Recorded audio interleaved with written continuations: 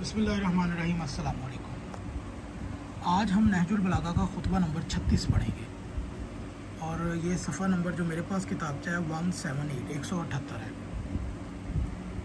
अहले नहरवान को उनकी निजात से डराते हुए फरमाया हज़रत अली अलैहिस्सलाम ने कि मैं तुम्हें मुतनब्बे कर रहा हूँ कि तुम लोग इस नहर के मोड़ों और नशेब की हमरा ज़मीनों पर कत्ल होकर गिरे हुए होगे।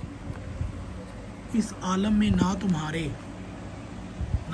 पास अल्लाह के सामने उज़्र करने के लिए कोई वाज़िह दलील होगी, ना ही कोई रोशन सबूत। इस तरह के तुम अपने घरों से बेघर होगे और फिर क़ज़ाए इलाही ने तुम्हें अपने फंदे में जकड़ लिया। मैंने तो तुम्हें पहले ही तहकीम से रोका था, लेकिन तुमने मेरा हुक्म मानने से मुखालिफ पेमा शिकनों की तरह इनकार कर दिया।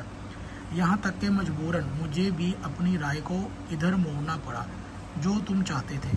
तुम ऐसा गिरोह हो जिसके अफराद के सर अक्लों से खाली और फहमो दानिश से आ रही हैं।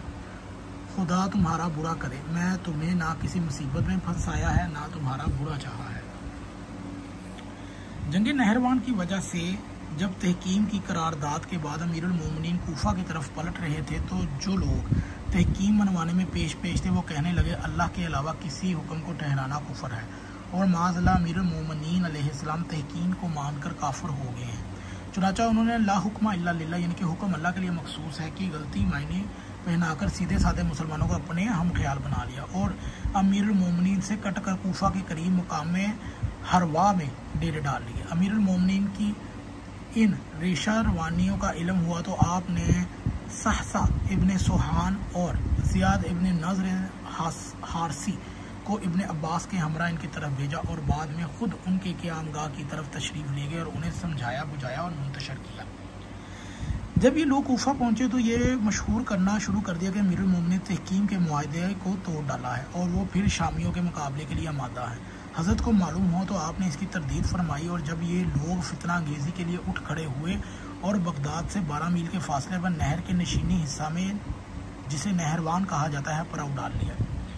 इधर अमीरुल मोमिनीन ने तहकीम का फैसला सुनकर सपाए शाम से लड़ने के लिए उठ खड़े हुए और ख्वारिज को तहरीर किया कि हाकमीन की किताब व सुन्नत के बजाय ख्वाहिश नफ्सियानी से काम लेते हुए जो फैसला किया है वो हमें मंजूर नहीं, लिहाजा हम उनसे लड़ने की ठान ली है। तुम भी हमारा साथ दो ताकि दुश्मन की सरकूबी की जाए। मगर ख्वारिज ने इसका ये जवाब दिया कि आपने जब तहकीम मान ली थी तो हमारे नज़दीक काफर हो गए माज़अल्लाह। जब अब अगर अपने कुफर का इकरार करते हो तो तौबा करें, इससे मामला में गौर करें और सोचें कि क्या करना चाहिए। हज़रत ने इनको जवाब में समझ लिया और इनकी सरगोशियों और गुमराही बहुत शदीद हो गई।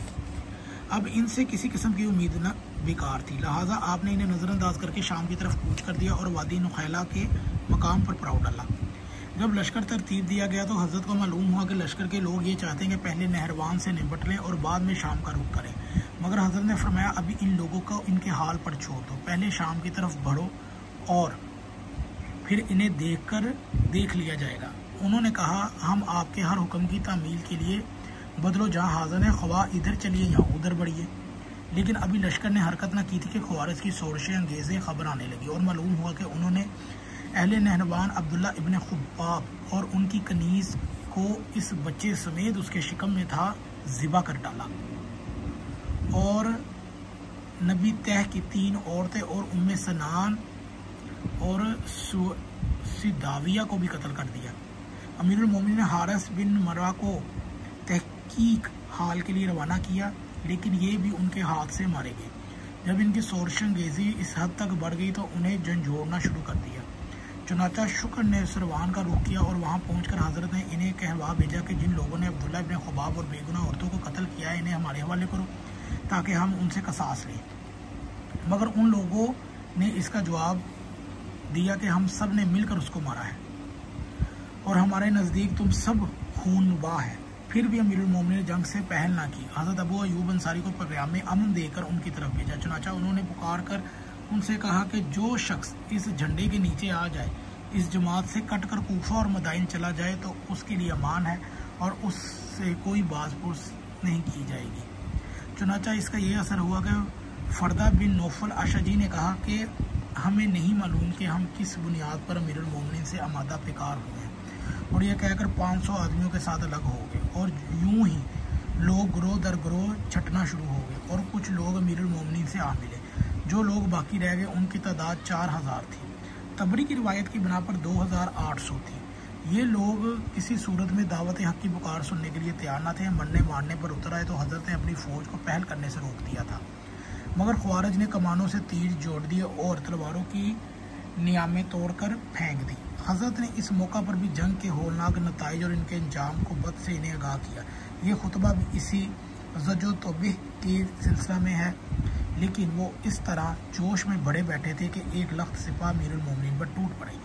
ये हमला इतना बेपनाह था कि प्यादों के कदम उखड़ गए, लेकिन फिर इस तरह जमे के तीरों सनाम के हमले इन्हें अपनी जगह से ना हटा सका, और देखते ही देखते ख्वारिज का इस तरह सफाया किया गया कि 9 आदमियों के अलावा कि जिन्होंने भागकर अपनी जान बचा ली थी, एक तनफीस भी जिंदा न बचाया। अमीरुल मोमिनीन के लश्कर में सिर्फ 8 आदमी शहीद हुए। ये जंग 9 सफ़र 38 हिजरी में वाक़या हुई और ये थी जंगे नहरवान। अगर आपको ये वीडियो अच्छी लगे तो ज़रूर शेयर कीजिए।